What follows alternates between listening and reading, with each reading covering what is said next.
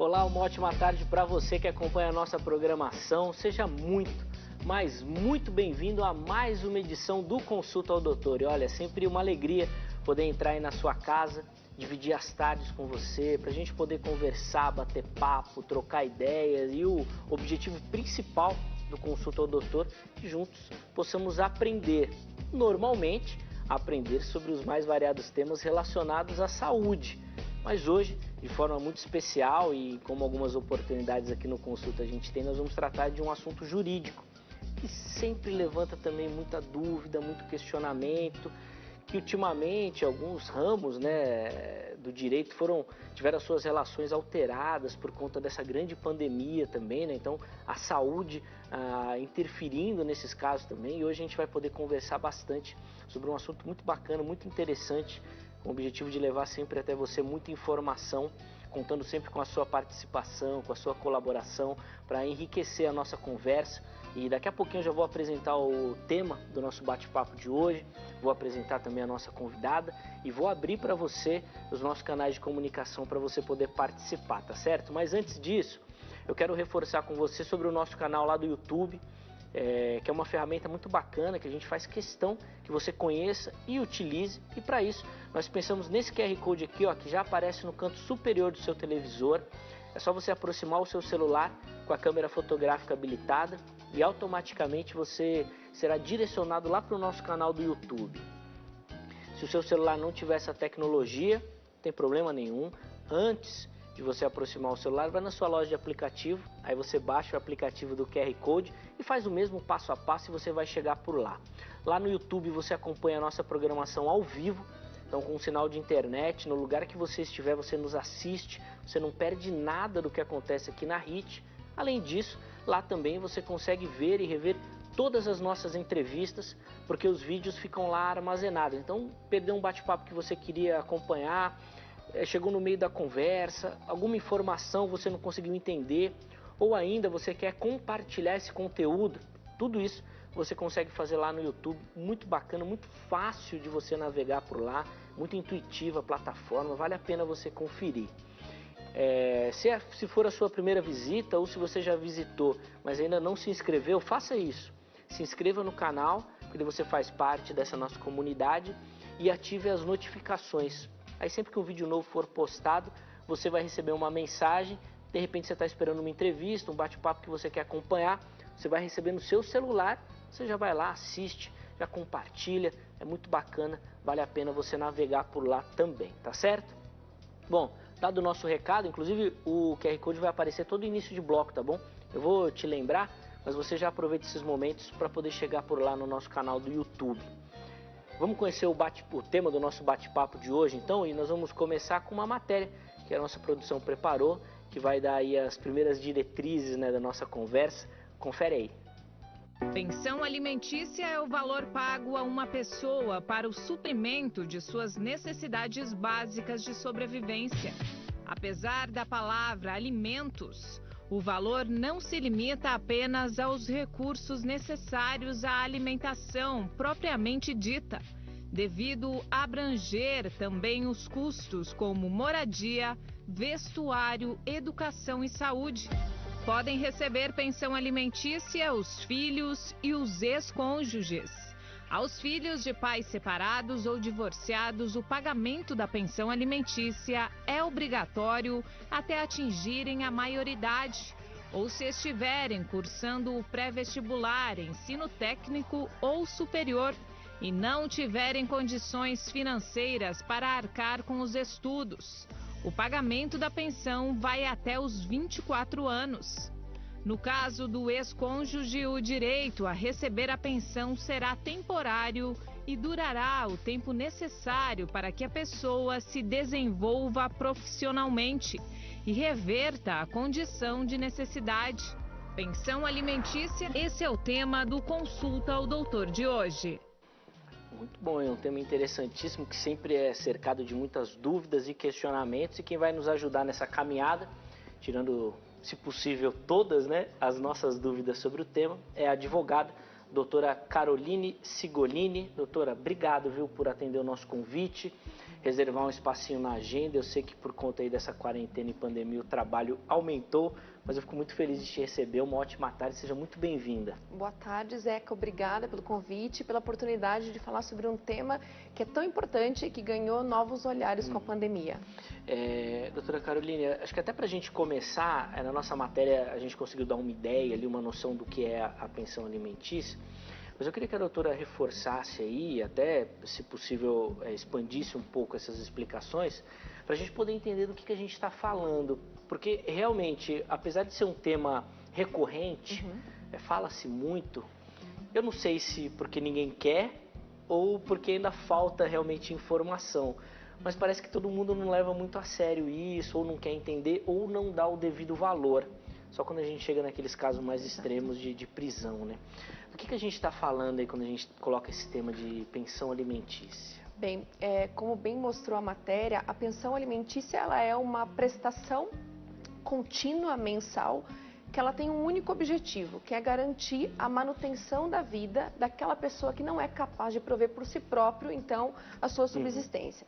E aí bem falou ali que os alimentos são devidos para os filhos menores de 18 anos, filhos maiores, e aí a gente tem algumas discussões que sim, se comprovar que está matriculado em curso superior, curso técnico, pode ir até os 24 anos, mas a gente também tem aquela situação de filhos deficientes em que a situação de pagamento de pensão pode perdurar por bem mais ou quem sabe toda a vida.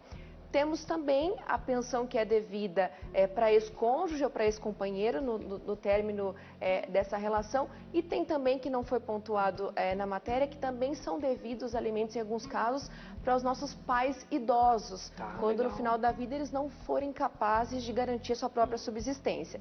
Então, muito mais do que uma prestação em dinheiro, que é o que a pessoa acha que vai lá, paga para o pai do filho, para a mãe do filho, inicialmente está tudo certo, essa pensão, esse valor, precisa abarcar muito mais. Não é só alimentação, é habitação, é vestuário, é educação, é assistência médica, é cultura, é lazer, é o mínimo existencial para essa pessoa.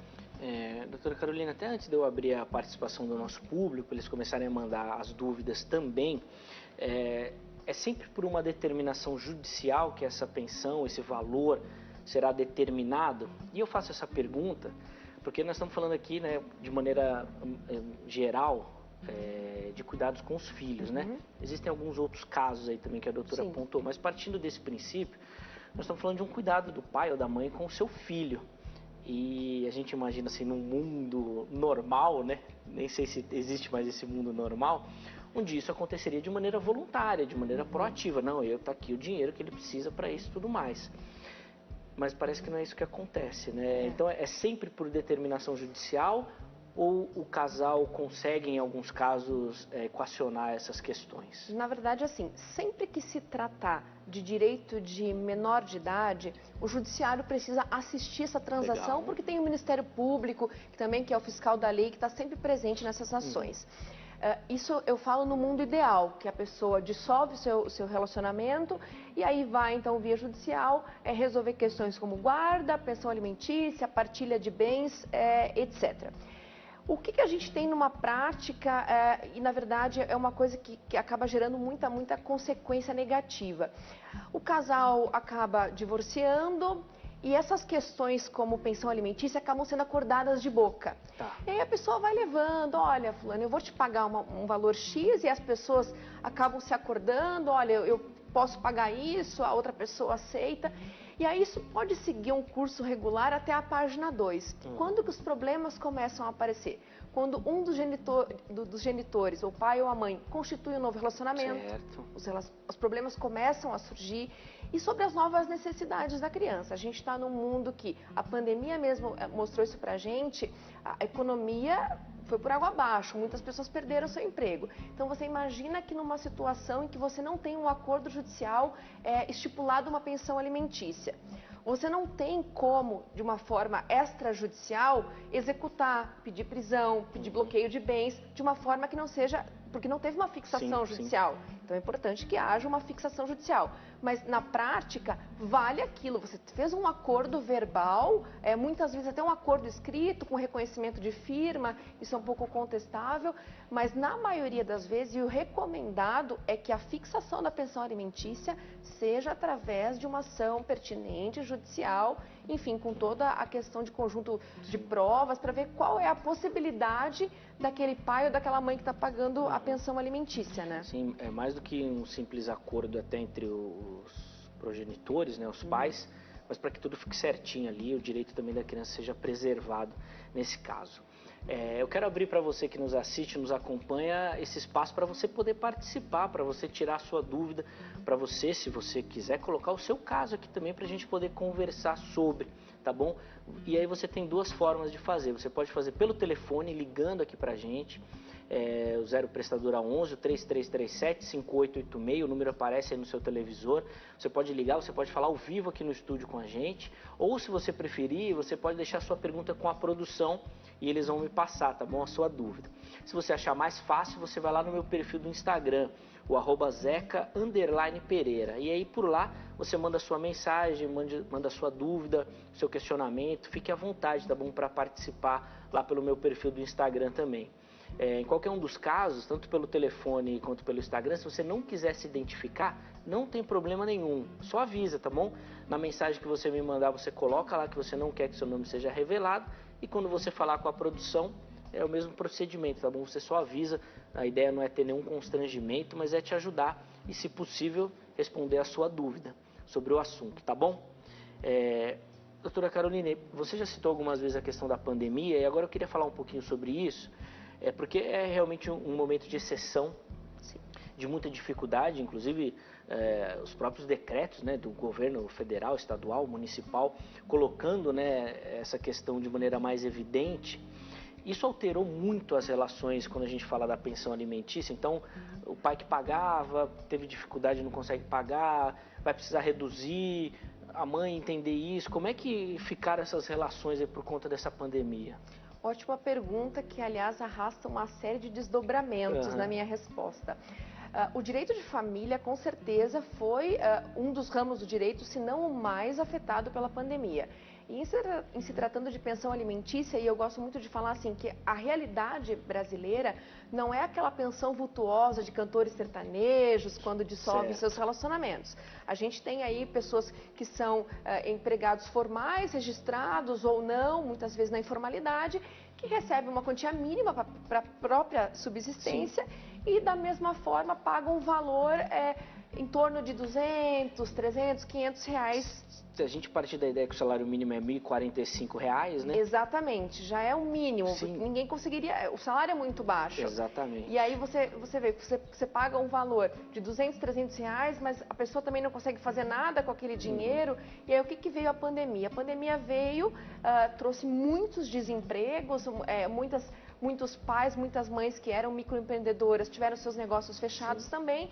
E aí vem aquela velha história. Olha, Caroline, eu pagava o valor de 500 reais, veio a pandemia, eu passei a pagar 100 reais.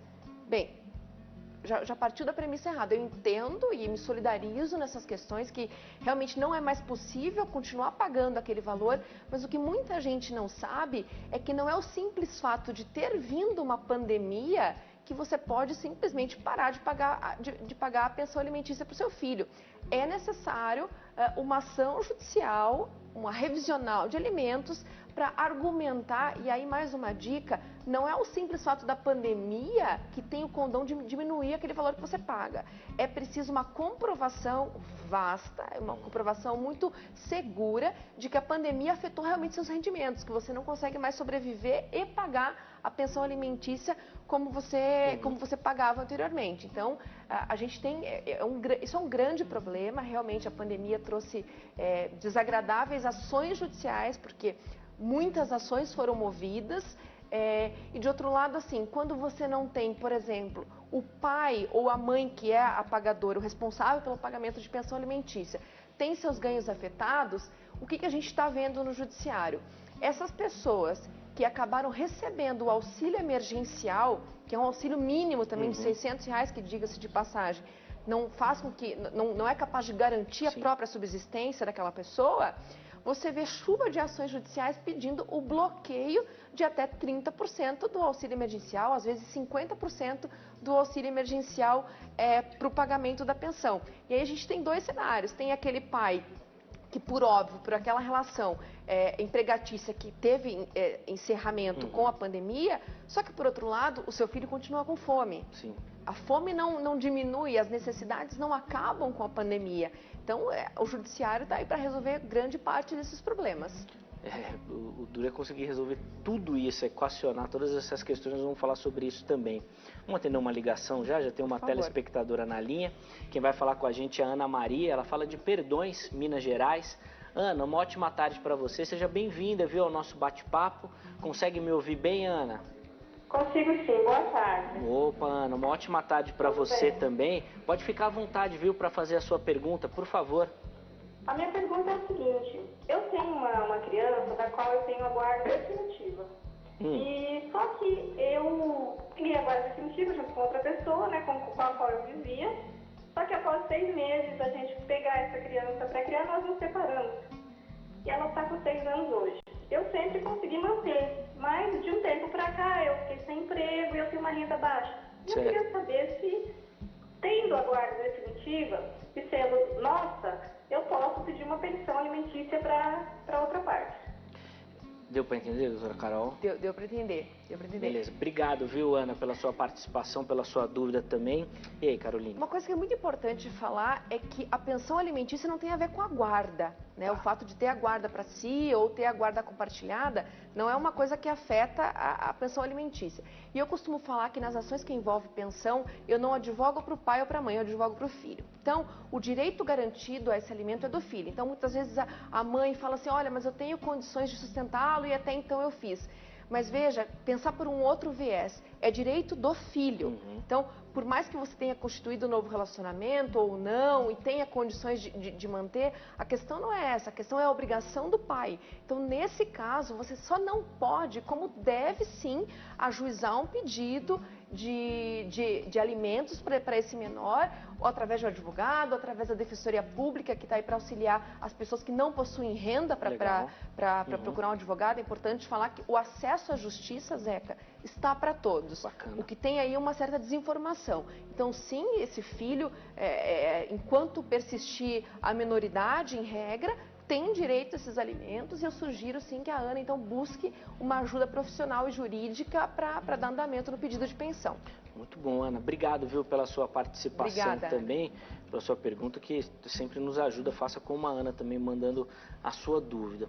Doutora Carolina, você citou aí dessas demandas judiciais, desse gargalo aí na justiça.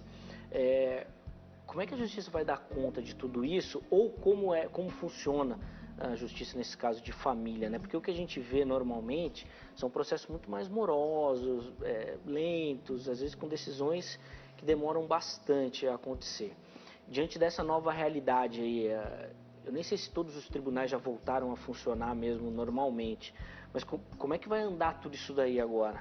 Você sabe que eu acho que vai funcionar melhor ainda. Legal. Porque agora, por exemplo, as audiências estão acontecendo de forma online. Isso é uma economia de tempo, de dinheiro, enfim, uma série de coisas. Então, todos os tribunais estão funcionando normalmente. O que acontece, e até com relação ao tempo dessas ações judiciais? A gente tem aí duas espécies de demandas. Você tem aquela ação litigiosa, que é aquela que eu não estou de acordo com meu parceiro, ele quer me dar um valor, eu não concordo, então eu entro com uma ação litigiosa para disputar realmente.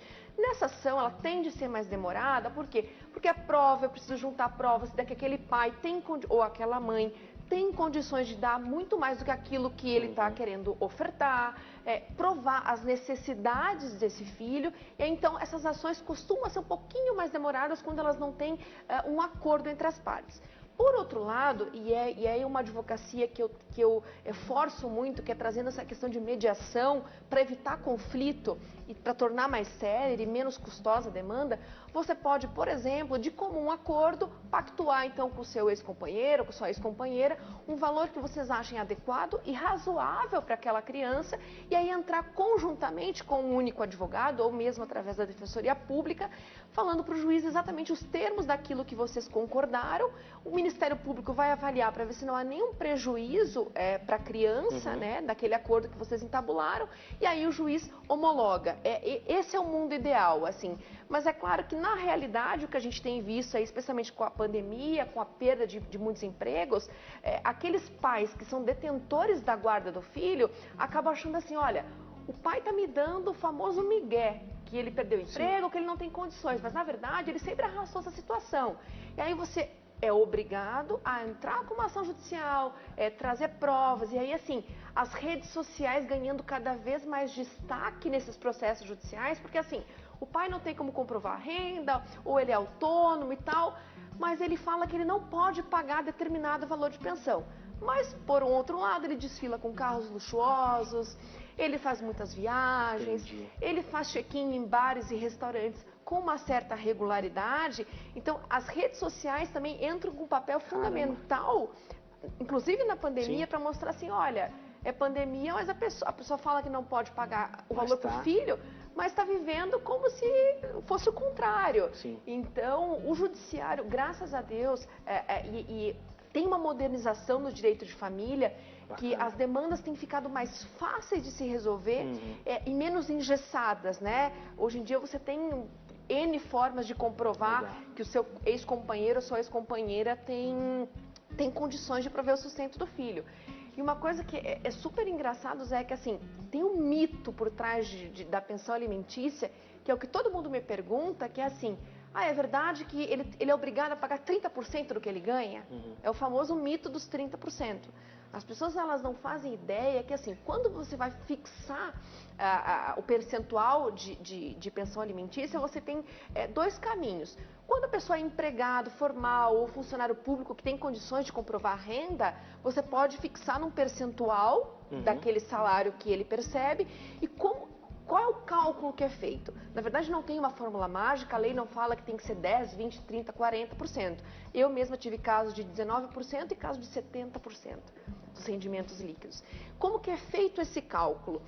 Você pega a disponibilidade daquele que é o devedor de alimentos, o quanto que ele pode pagar e quanto realmente aquela pessoa, aquela criança, em regra geral, é necessária para garantir a sua subsistência. E o pai, que não, ou a mãe, e eu falo pai, tento abarcar os dois. Aquele devedor de alimentos, que não é um funcionário registrado, que não é um funcionário público, que é um trabalhador informal, normalmente tende a ser fixada a pensão com base no salário mínimo. E aí, assim, X% também dependendo do caso concreto. Cada caso é um caso, você vai ver se aquela pessoa tem realmente disponibilidade, quanto que ela tem de disponibilidade, sim também, porque é importante falar que por mais que você pague pensão alimentícia para o seu filho, para o seu cônjuge, é necessário que você garanta a sua própria subsistência. Você não pode pagar para o outro e também viver de uma forma miserável, né? Tem que haver um equilíbrio. Tem que ter esse equilíbrio também. Doutora, uma outra pergunta que, se já não apareceu, vai aparecer também, tem essa relação da pensão com a guarda. Então, muitas pessoas, ele não paga a pensão, não vai ver o filho. Às vezes até numa iniciativa própria, né? Ele está devendo, eu já nem deixo ele ver a criança e tudo mais. Ou ela, né? Depende de cada situação. Explica pra gente como é que funciona essa relação aí da pensão e da guarda, da possibilidade de ver, né, a criança, das famosas visitas, né? Como é que isso funciona? Como eu já disse anteriormente, a gente tem duas modalidades de guarda, usualmente. Você tem a guarda unilateral, que é aquela que você fica, que o menor fica submetido a um guardião, ou pai ou uma mãe. A esse pai ou essa mãe cabe o poder de decisão com relação a tudo. Ao pai ou à mãe que não tem o filho como guardião, cabe o direito de convivência e o pagamento da pensão alimentícia.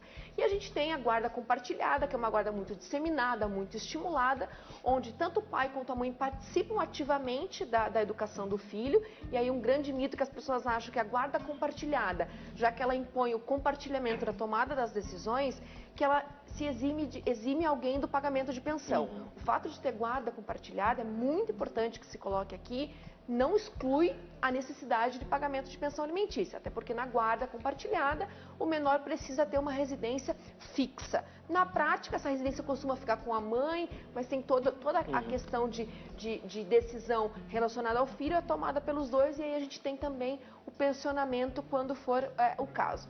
Mas o grande equívoco, e que não são raros os casos, são aqueles pais ou aquelas mães que são detentores da guarda. Quando se estão diante de uma situação que o outro genitor não paga a pensão, está em atraso por 1, 2 meses, 3 meses, enfim, simplesmente proíbe o filho da convivência paterna ou materna. Gente, isso não pode ser feito de hipótese alguma. Você não pode privar o filho do convívio por conta de um atraso do não pagamento da pensão alimentícia. São duas coisas completamente diferentes.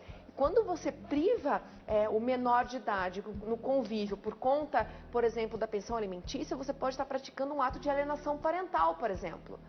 Você pode estar colocando, estimulando que o filho já não queira conviver com o outro genitor, porque olha, o seu pai ou a sua mãe não paga a pensão. Você tem certeza que você vai ficar com ele? Porque aquele brinquedo que você tanto quer, a sua mãe vai ter que te dar, porque seu pai não paga a sua pensão. Então tem que ter muito cuidado para isso não caracterizar um outro ilícito, que é a prática de alienação parental, que está mais presente do que nunca e a gente, com bons olhos, consegue perceber. Sim, é um assunto muito delicado, tem muita coisa. É muito delicado, é muito delicado. É bem difícil e imagina a figura do advogado ali no meio, às vezes tem que tratar com tantos detalhes que fica realmente difícil. Às vezes é mais psicólogo que advogado. É mais psicólogo do que advogado e assim, é necessário que você esteja aberto para o seu cliente e muitas vezes eu recomendo até a atuação de uma equipe multidisciplinar quando é possível, Atuação de um psicólogo junto, porque o filho que está passando, convivendo com aqueles pais que estão diante de uma ruptura conjugal, que não é nada fácil,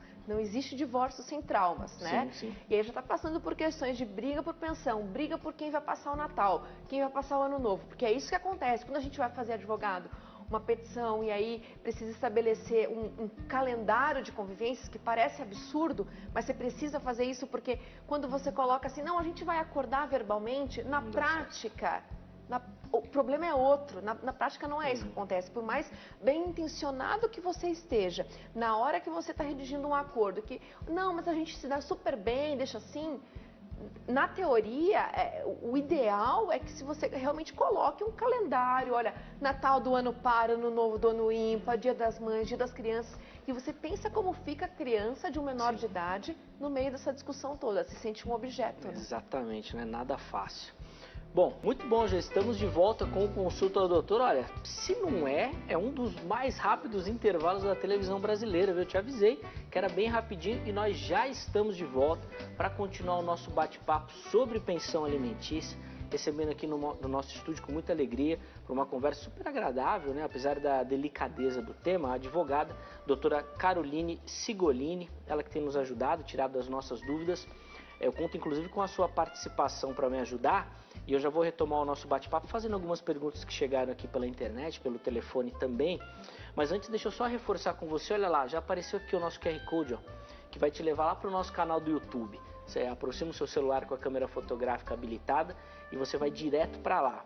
Chegando lá você já se inscreve no canal, ative as notificações para você sempre receber uma mensagem quando um vídeo novo for postado. Lá você assiste a nossa programação ao vivo, tá bom? Então, com sinal de internet, no lugar que você estiver, você nos acompanha, nos assiste, além de ver e rever todas as nossas entrevistas. E não é só do Consulta ao Doutor, não. Todos os programas da emissora ficam lá à sua disposição. Então, você pode assistir, pode compartilhar, que é muito bacana também, enviar esse conteúdo para alguém, tá bom? Fique à vontade para navegar por lá e aproveite bastante do nosso canal lá no YouTube, tá certo? Doutora Caroline, eu vou pegar uma pergunta que chegou pelo Instagram para a gente poder também conversar, porque ela já dá uma outra possibilidade aqui também no nosso bate-papo. Uma mãe de um filho com necessidades especiais, ele já tem 18 anos, recebe o LOAS, eu vou pedir para a doutora explicar rapidinho o que é, e ela pergunta se é obrigatório o pai pagar a pensão também para esse filho. Ela fala que eles são separados. E eu vou dar um detalhe aqui que a gente já conversava anteriormente, que ela fala que na realidade o que ela mais queria mesmo era a presença do pai, nem tanto o dinheiro, que é uma questão fundamental nessas relações também, né, doutora? Por favor. Antes de mais nada, como eu já disse no início do nosso programa, o benefício, o pagamento de pensão alimentícia, ele pode se estender além dos 18 anos, especialmente quando tem um filho portador de deficiência. O LOAS é um benefício previdenciário assistencial. E isso não tem nada a ver com a pensão alimentícia que o pai deve pagar ao filho. O benefício previdenciário ele é pago quando aquela pessoa portadora daquela deficiência não tem condições de prover seu próprio sustento através de um trabalho, por exemplo. Agora, a pensão alimentícia é dever de sustento do pai. Então, uma coisa não tem nada a ver com a outra. É claro que a gente tem algumas coisas a serem consideradas aqui. A depender do valor que recebe desse benefício previdenciário, para estipular aquilo que vai ser pensão alimentícia, é necessário ter um pouquinho de bom senso, então. Não é hora de se vingar de pai que não quer conviver, porque, assim, dever de sustento o pai tem. Obrigação de convivência, não. Então, amar deveria ser um dever. Não é. Uma obrigação, aliás, sim. É dever, não é uma obrigação. Agora, pagar a pensão alimentícia é. Então, é importante só, independente do recebimento desse auxílio previdenciário, ter um pouco de cuidado no que vai se cobrar de pensão alimentícia também para ficar num patamar básico aí, então. Doutora, eu vou pegar alguns casos que chegaram assim de maiores de idade, já que a gente já entrou aqui, né, no caso do menino com 18 anos, para a gente falar um pouquinho. Eu vou começar com uma questão interessante. A pessoa não quis se identificar. O marido já tem uma filha de outro relacionamento. Ela tem 18 anos, está grávida e atualmente mora com o pai dessa criança. E aí ele quer saber, né, se ele ainda tem que pagar pensão nesse caso aí, desse casamento, né, ainda que não formalizado. Explica pra gente aí. É uma ótima pergunta. Assim, a gente tem dois olhares de dever de sustento, né? Que é o dever de sustento proveniente do poder familiar, que é aquele pai ou aquela mãe que tem o dever de sustentar o filho até os 18 anos, e a gente tem o dever de sustento que é mútuo entre cônjuges ou companheiros. E aí, fazendo um paralelo, o fato de ter um casamento registrado, civil, formal, nada difere da união estável, que é aquela união que você vai e passa a coabitar com aquela outra pessoa, com o seu companheiro. Ah, mas Caroline, não tem nenhum documento, não tenho nenhum contrato. Isso não importa, é um instituto que está equiparado ao casamento. Mas nesse caso concreto, o pai que paga a pensão alimentícia para essa filha gestante, que passa então, sai do lar dos pais e passa a ter um novo lar, uma outra esfera familiar constituída com o seu companheiro, esse pai não precisa mais pagar a pensão alimentícia, que o dever de sustento agora vai para o companheiro dessa mulher. É claro, é importante falar, isso não é automático. Essa extinção do pagamento não é automática, gente. Então, assim, é necessário entrar com uma ação judicial de exoneração de alimentos. E aí, de novo, para quem não pegou antes, busque um advogado ou mesmo a defensoria pública, para quem não tem condições de pagar um profissional do direito. E então ingresse com uma ação de exoneração. Nessa ação de exoneração, como é que funciona? Você vai mostrar então para o juiz, para falar que, olha, essa filha constituiu um novo casamento, está grávida, ela pertence a um outro núcleo familiar, né, uma família extensa, e eu não mais tenho então o porquê de ficar pagando pensão alimentícia para essa pessoa. E com certeza esse pedido vai ser acolhido sem sombra de dúvidas. Agora, de novo, a extinção não é automática. O fato de constituir novo casamento exonera da obrigação, mas não é automática, você precisa de uma decisão judicial. Muito bom. Olha só, um outro caso aqui interessante, doutora Caroline, e olha, sinceramente também nunca tinha pensado nessa possibilidade. Gostaria de saber sobre a pensão alimentícia quando uma filha que tem 20 anos e vai morar em outro país. Como fica nesse caso? Aí a pergunta que se faz, ela vai morar para outro país a título de quê? Ela vai fazer um intercâmbio, ela vai estudar, ela tem condições de se manter, faz diferença para esse pai, porque tem muito isso, a pensão ela é estabelecida com base naquela pessoa que necessita, então ela vai morar fora do país. Por quê? A título de experiência, ela quer procurar novas, enfim, experiências profissionais. Para esse pai vai fazer falta o que ele está pagando, esse custeio? Depende muito, Zeca. Então não há uma resposta prática. É claro que eu, quanto pai, tenho pouco relacionamento com essa filha. Essa filha vai viajar para o exterior. Se presume, inicialmente, que tenha condições para tanto. Isso é uma presunção muito relativa. Mas, em tese, se presume. Então, 20 anos a morar para lá, ela só quer procurar um trabalho. Então, em tese, ela não está comprovando que ela está estudando, que ela está em um curso superior e que ela necessita. Nesse caso, se esse pai ou essa mãe que paga a pensão alimentícia entende não ser mais necessário, porque a filha já tem condições, então, de viver em outro país, também não é uma extinção automática. É necessário que entre no judiciário com uma ação de exoneração ou pelo menos assim, olha, Caroline, eu não quero mais pagar R$1.000, eu quero pagar 200. Já que ela está indo para o exterior, ela se vira, ela não quer mais estudar, ela quer arrumar um emprego nos Estados Unidos, por exemplo. Aí, nesse caso, você também pode entrar com uma ação para reduzir o valor que você pagava atualmente de pensão alimentícia sob o argumento de que ela é capaz de se sustentar. Mas em todos os casos, inclusive nessa questão dela ir para fora do país... Ação judicial. Sempre ação judicial. Certo. Tudo que envolve alimentos precisa de uma ação judicial. Ainda que você não esteja de comum acordo, porque nesse caso, a ação judicial, ela figura quem? É o pai contra a filha, já é a filha que figura no polo passivo da ação, né? Então sempre vai ser judicial, ou de comum acordo para o juiz homologar, ou com certo conflito que vai precisar de uma certa instrução judicial e aí sim uma sentença definitiva.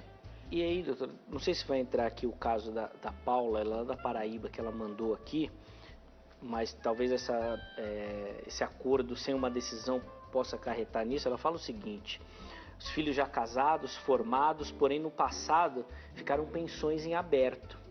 E aí ela quer saber se ela pode receber isso hoje em dia. Que idades têm esses filhos? Porque uma coisa muito interessante, assim, e aí as falhas daquele genitor que possuía a guarda e ia levando porque tinha condições de garantir a sobrevivência das crianças, aí chega lá o filho, depois maior de idade, fala: mãe, mas por que você não entrou para pedir os atrasados e tal?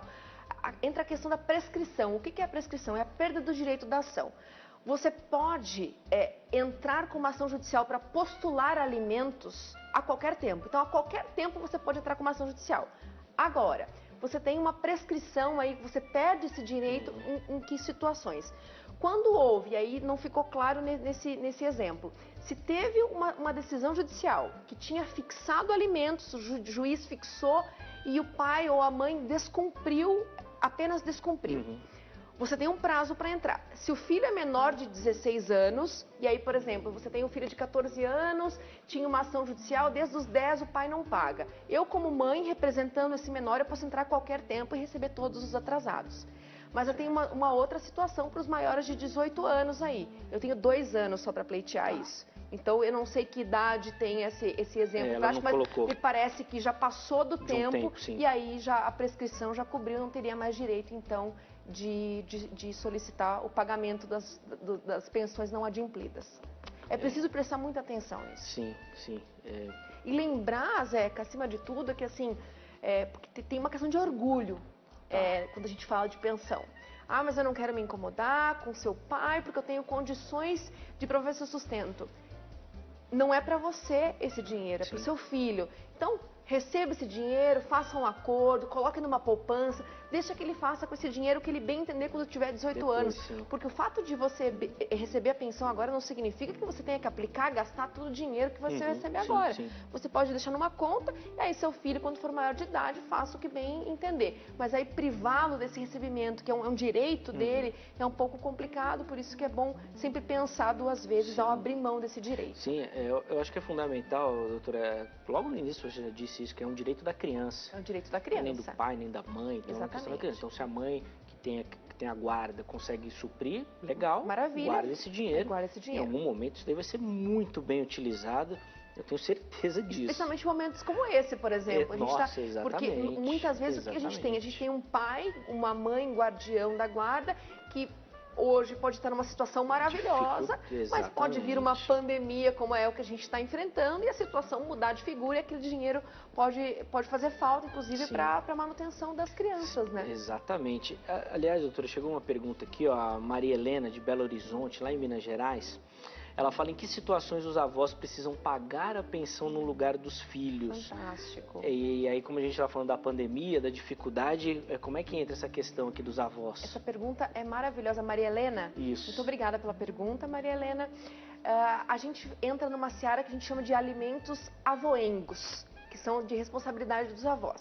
Muita gente não sabe que os avós podem ser chamados a responder, então, por essa responsabilidade. Em que situações que isso é possível? Primeiramente, quem tem o dever de sustento do filho? Pai e mãe. Então, vamos num exemplo hipotético, eu como mãe demando contra o pai do meu filho não tem condições, está desempregado e tal.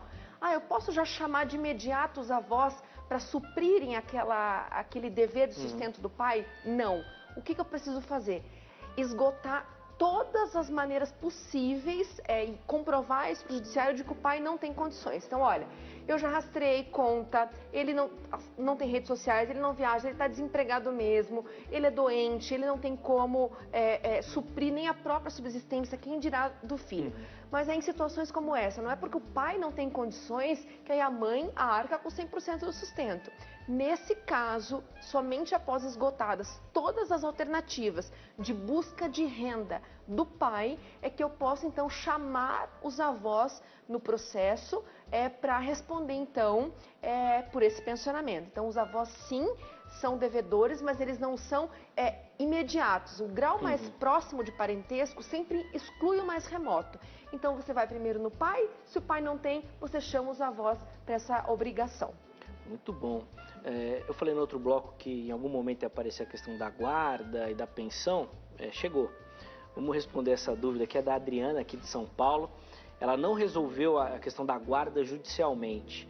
Contudo, o pai não tem condição de levar a criança para casa, pois tem vários relacionamentos instáveis. E ela quer saber se ela pode proibir a criança de ver o pai. Não, desculpa, qual o nome da... Adriana. Adriana, com certeza não. Uma coisa não tem nada a ver com a outra. É claro que assim, primeira coisa que eu sugiro, que eu indico como advogada nesse caso, regulamente a guarda de uma forma judicial. Legal. A gente está falando de interesses de menor de idade. Então, são pessoas que não têm nem discernimento para tratar das suas próprias questões. Então, aos pais cabe, então, essa iniciativa e judicializar essa questão. Agora, o fato de o pai separado da mãe, e aí é uma outra questão, entra uma questão mais moral. E aí eu percebo até uma questão, um toque moral nessa pergunta. O fato do pai nutrir vários relacionamentos, etc., não é motivo suficiente para que se interrompa a convivência, porque a convivência ela pode se dar não só no âmbito da casa paterna.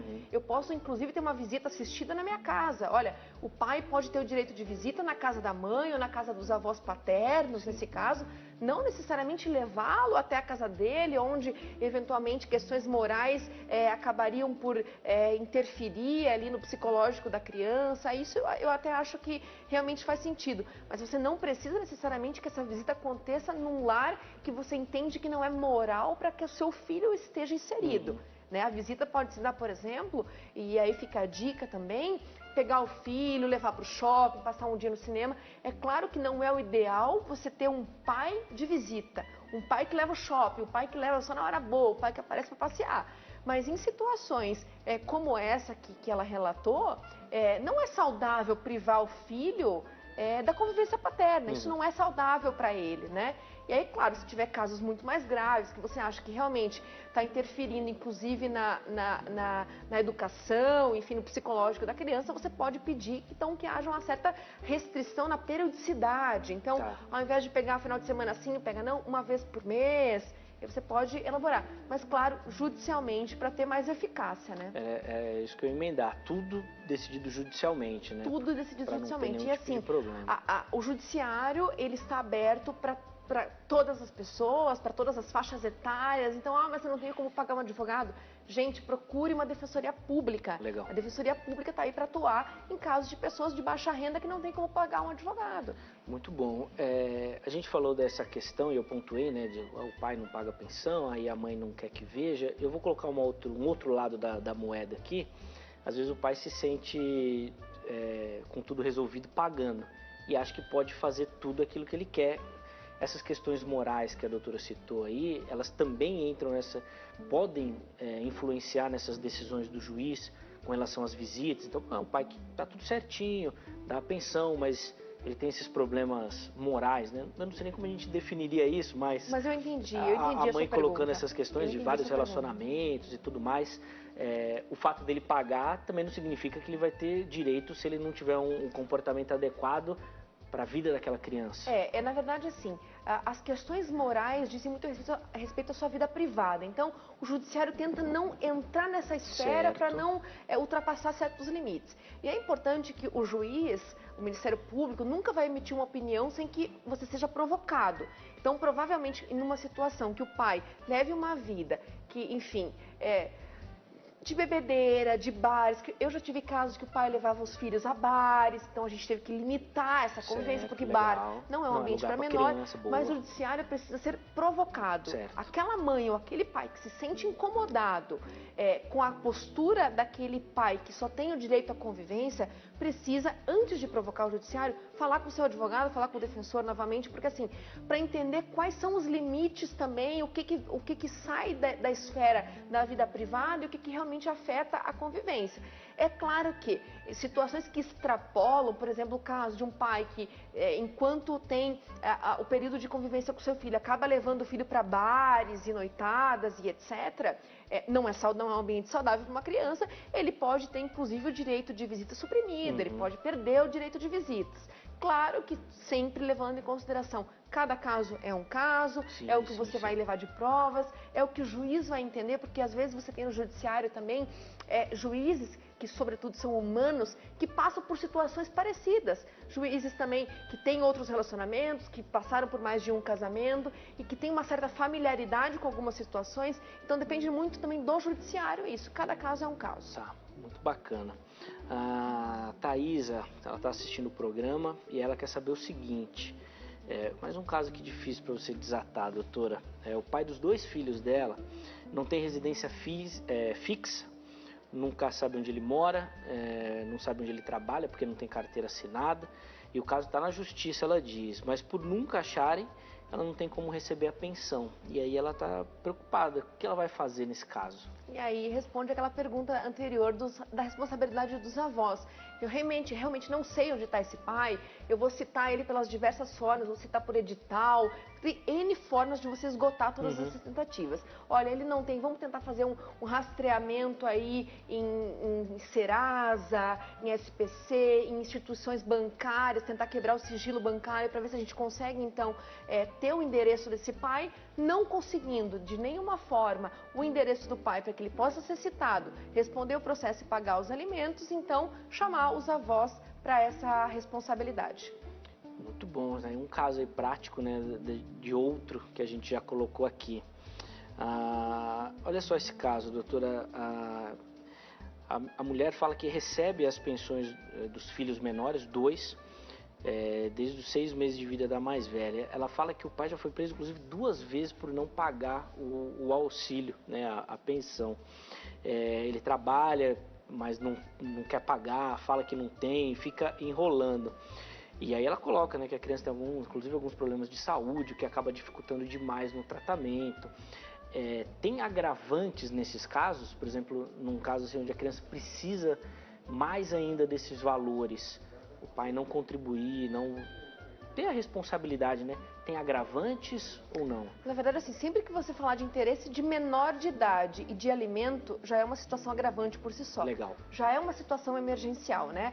E aí você tem o fato daquela pessoa que necessariamente tem que ter um tratamento psicológico, um filho que é deficiente, você tem um olhar mais atento, porque muito provavelmente aquela criança ela vai demandar um pouco de mais recursos financeiros para que possa, então, ter a sua subsistência mínima garantida.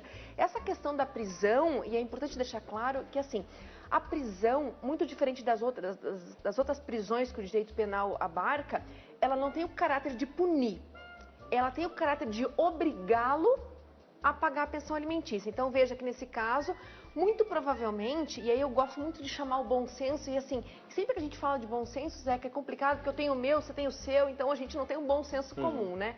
Mas, por exemplo, quero acreditar que ninguém quer se sujeitar a estar numa prisão. Então logo a pessoa não paga a pensão, porque realmente não teve condições. Agora, o que é uma coisa que eu falo e que eu repito e que fica a dica para todos que estão nos assistindo. Qualquer problema financeiro que você tiver, que vai impactar na sua pensão alimentícia, seja para diminuir ou seja para precisar interromper o mês, fale com o pai ou com a mãe que seja guardião do filho e esclareça, faça um acordo, olha, eu realmente não tenho condições, assim, assim, assado. O diálogo previne sempre muitas coisas, porque muitas vezes a prisão... O pai vai, cumpre a prisão em regime fechado, fica preso, acaba saindo porque tem o prazo de duração de até 3 meses de prisão, ele tem que ser liberado independente do pagamento ou não, porque, de novo, a prisão ela não tem um objetivo de punir, de obrigá-lo a pagar. Então, se normalmente a pessoa já foi presa porque não precisava pagar, durante a prisão, muito difícil ela vai ter condições de pagar. Então, evitar esse tipo de constrangimento, porque assim, isso vai impactar no seu filho também, né? Então, sempre conversar, nunca deixar simplesmente de pagar e falar que não tem condições, jogar limpo mesmo, porque, de novo, pai ou mãe que nos assiste, a pensão que você paga não é para sua ex-mulher, não é para o seu ex-marido, é para o seu filho. E a gente sabe muito bem, basta ser minimamente esclarecido para ver que hoje em dia tudo é muito caro, educação é cara, habitação é cara, vestuário é caro e que, enfim, todo mundo precisa ter o mínimo para viver, né? Exatamente. Inclusive, essas orientações já podem servir para o Neves, ele é lá de João Pessoa, na Paraíba, a doutora pode comentar também, que ele fala que sempre pagou a pensão, porém ele atrasou 15 dias, ele coloca aqui que ele é autônomo, né? Então depende de algum problema aí, ele pergunta se ele pode ser preso por isso. Na verdade, desculpa, qual é o nome dele? Neves. Neves. A prisão civil, quais são os débitos, quantas parcelas em atraso que autorizam a prisão do devedor de alimentos? Até 3 prestações vencidas. Isso significa o quê? Que a partir do primeiro mês que está inadimplente, ele já pode ser preso. Então, Neves, por favor, se atente para isso, você pode sim se sujeitar à prisão e assim, a prisão não é automática, gente. É importante também deixar claro isso, que às vezes a pessoa acha que não pagou, teve um atraso de 10 dias, já vai chegar o policial e vai levar você algemado para a prisão. Não é assim que funciona, né? A mãe que é detentora da guarda do filho, então responsável financeira pela administração daquela pensão, ela precisa entrar com uma execução de sentença, provocar o judiciário e falar, juiz, não teve o pagamento, e o juiz sim vai expedir o mandado de prisão. Lembrando que na pandemia, a prisão até 30 de outubro é exclusivamente domiciliar. Teve uma recomendação no início da pandemia para o CNJ, lá em março ainda, recomendando aos juízes, então, que não aplicassem a prisão em regime fechado por conta da pandemia, pelas doenças comuns, pela aglomeração que é comum no sistema carcerário, ainda mais em se tratando de Brasil. E aí, logo após, a gente teve a promulgação de uma lei, a Lei 14.010 de 2020, que fala que toda prisão do devedor de alimentos até 30 de outubro deve ser exclusivamente domiciliar. E, querendo ou não, chega a ser até ridículo, porque a gente já está vivendo uma prisão domiciliar e a gente nem está devendo pensão alimentícia. Então, você meio que acaba premiando o comportamento do mal pagador, né? Sem dúvida, muito bom, muito bacana, né? Quando a gente consegue olhar assim pelos olhos de quem entende, né? Do especialista no assunto. Nós vamos precisar fazer mais um break no nosso bate-papo, é o nosso último intervalo, mas na sequência ainda tem mais um bloco para a gente poder conversar, para poder tirar a sua dúvida. Inclusive, olha, eu estou agradecidíssimo com a sua participação, muitas mensagens chegando, ainda tem muitas perguntas aqui para a gente fazer no próximo bloco, por isso fique ligadinho, porque a sua pode aparecer aqui. Se você quiser, você ainda pode mandar, tá bom? Pelo meu perfil lá no Instagram, o @zeca_pereira, ou pelo nosso telefone, se você preferir. Código 11 3337-5886. Fique à vontade para participar, tá certo? Consulta ao doutor vai, mas daqui a pouquinho nós já estaremos de volta. Muito bom, estamos de volta com o Consulta ao Doutor, intervalo rapidíssimo aí no nosso bate-papo e a gente já vai retomar a nossa conversa, hoje falando sobre pensão alimentícia. recebendo aqui no nosso estúdio uma conversa super bacana, recheada de informação, a advogada, a doutora Caroline Sigolini, ela que tem nos ajudado a entender sobre o tema, tirar as nossas dúvidas, tirar as suas dúvidas, né, sobre essa questão envolvendo a pensão alimentícia. Antes da gente retomar aqui o bate-papo, inclusive com a sua participação, olha o nosso QR Code aqui no canto superior do seu televisor, aproximou o seu celular com a câmera fotográfica habilitada, você vai lá para o nosso canal do YouTube. Chegou por lá, você se inscreve no canal e ative as notificações. Assim, sempre que um vídeo novo aparecer, você vai receber um alerta no seu celular e vai poder acompanhar aquele vídeo que você estava esperando, aquele bate-papo que você queria assistir. Lá você consegue ver a nossa programação ao vivo, qualquer lugar com sinal de internet você nos assiste, além de ver e rever todas as nossas entrevistas, porque elas ficam lá armazenadas. Um detalhe importante que vai te ajudar nessa navegação é ter anotado a data que o programa foi exibido, o dia que o programa foi ao ar, porque os vídeos ficam salvos na plataforma por essa data. Então você vai lá no localizar, coloca direitinho ali o dia, o mês que você está procurando e rapidamente você vai localizar o vídeo que você procura, tá certo? Não se esqueça de se inscrever e ativar as notificações. Doutora Caroline, mais uma questão bem prática daquilo que a gente estava falando. A Francisca, lá do Ceará, ela tem a guarda dos netos, porém os pais não ajudam em nada. E aí ela quer saber, né, ao contrário, né? Posso pedir a pensão para eles? Eu quero imaginar que essa Francisca, ela tem a guarda de uma forma verbal, né? Porque você tem, para os avós terem a guarda dos seus netos, é porque os pais foram destituídos do poder familiar. Então me parece que esses arranjos a brasileira que a gente chama, que é muito comum, os pais trabalham, não querem saber, os avós acabam criando. Nesse caso, o que eu diria? São crianças menores de idade, imagino. Isso, ela não colocou, mas... Penso que sim. A pensão não é para ela, Francisca, é para os filhos. E o que eu oriento a fazer nesse caso? Regulamentar essa guarda. O porquê que essa guarda está com os avós? A gente tem muitas situações, que não é o caso, mas eu mesma já vivi situações que avós acabavam tendo a guarda para si, pegando a guarda para si de uma forma informal mesmo, porque o pai era usuário de drogas, mãe acabava vivendo em situação de rua. Então, depende muito o caso. O que eu oriento a fazer nesse caso? Ingressar com uma ação judicial para regulamentar essa guarda. Então, por que esses avós vão ter a guarda? Sempre, dever de sustento, gente, primeiro pai e mãe, depois avós. Tem um motivo porque essa avó está criando os filhos. É preciso, essa pergunta, a gente precisaria destrinchá-la um pouco mais para entender quais são as razões para que essa guarda está com ela. Me parece que não é um caso judicial. Sim. É um caso meio que foi convencionado entre as partes. Eu sugiro sempre regulamentar a guarda judicialmente e pedir com certeza pensão alimentícia para ambos os pais, se ambos conseguem fazê-lo. Muito bom. O Júnior, aqui do Bom Retiro, em São Paulo. Quero saber se a porcentagem que o pai deve pagar é somente aplicada ao salário ou também aos bens que ele possui. E aqui entra uma questão interessante, né, dos bens, porque o filho já tem direito também, né? Sim, o filho é herdeiro. Mas aí é uma outra questão. Tá. Aí a questão de bens e o que fica do pai, isso vai ser levado em consideração no momento do falecimento do pai, que vai ser levantado todos os ativos e passivos, e aí vai ser distribuído entre os herdeiros que a lei traz ali como sendo filhos, pais e cônjuge ou companheiro. Nesse caso do percentual, eu comentei no início do programa que a gente tem duas situações.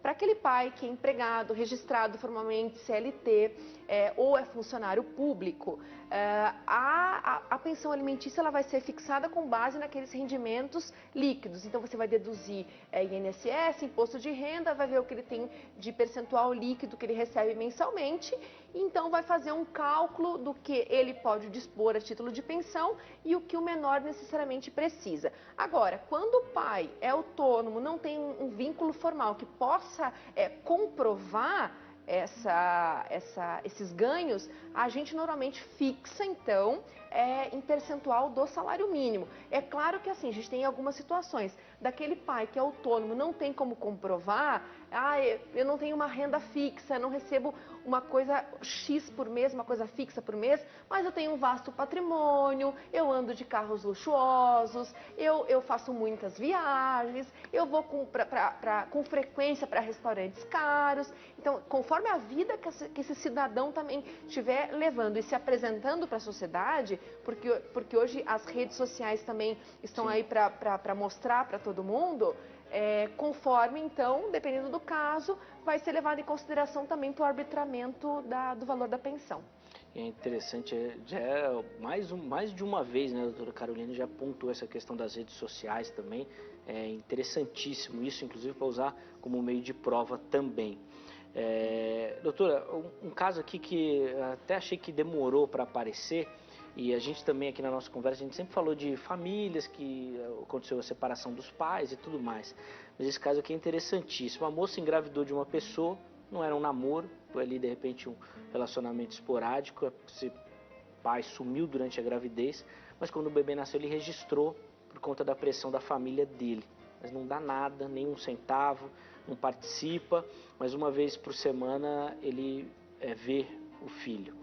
Não tem nada resolvido judicialmente, mas ele quer sempre pegar a criança, mesmo sem essas decisões de guarda e tudo mais. E a pergunta é, as pensões que ele nunca pagou, vai poder receber atrasada ou essa dívida inexiste depois que o juiz determinar essas questões? Na verdade, esse pensionamento sequer existe para a justiça, então ele não pode ser compelido a pagar por uma coisa que não tem fixado judicialmente. É importante deixar claro que o pensionamento você tem claro e assim, a grande maioria das pessoas acabam entabulando acordos verbais e achando que está tudo certo, aí paga o mês sim, paga o mês não. De novo, tem que regulamentar isso judicialmente. O pai só vai ser compelido a pagar parcelas em atraso se tiver uma decisão judicial fixando alimentos. Se não tiver uma decisão fixando alimentos, você não tem nada que te obrigue. É claro, tem uma obrigação de pai, uma obrigação familiar, mas você não pode, por exemplo, pedir para executar uma decisão sob pena de prisão, sob pena de penhora de bens, porque você não teve uma decisão judicial. E é importante também que as pessoas não sabem, essa moça ainda grávida, ela já poderia ter entrado com uma ação, que a gente chama de alimentos gravídicos, que essa ação de alimentos gravídicos, se ficar comprovado um mero indício da paternidade daquele pai. Então, por exemplo, eu só namoro, eu tive um caso fortuito, mas esse meu caso eventual não nega o fato de ser o pai do meu bebê, eu já poderia ter ingressado com uma ação de alimentos gravídicos, que é para que o pai já garantisse um valor mínimo para cobrir todas as despesas da gestação e que, ao nascimento com vida, esses alimentos gravídicos se tornariam, então, pensão alimentícia ao menor de idade. Muito bom. Inclusive, já que você citou, vou colocar aqui o caso da Maria de Araraquara, que ela fala exatamente sobre isso. Tem uma filha de 6 anos, mas desde a gravidez ela fez um acordo judicial com o pai para receber a pensão. Só que desde o nascimento da filha ela nunca recebeu nada. Já no começo do ano entrou na justiça e ela até fala, nada aconteceu. Sei que a pandemia atrapalhou, mas ela gostaria de saber se o caso vai demorar muito, se tem algo que ela possa agilizar essa demanda também judicial, doutora.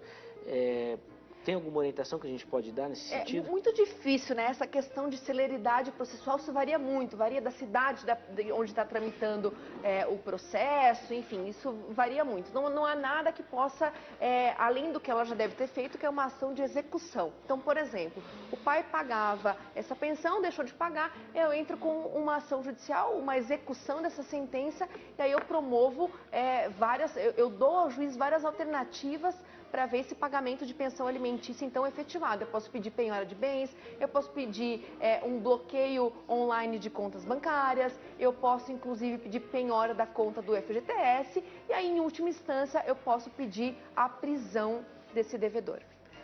Muito bom, dado o nosso recadinho, vamos retomar o nosso bate-papo com a doutora Caroline. Doutora, chegou uma outra pergunta aqui sobre filhos maiores de idade, e a mãe fala o seguinte: ela quer saber se o filho tem direito a que o pai pague a faculdade, ele já tem mais de 18 anos, e ela coloca um adendo aqui, ó, o pai tem condições de pagar, é uma obrigação do pai, não é, valor integral, como funciona essa questão?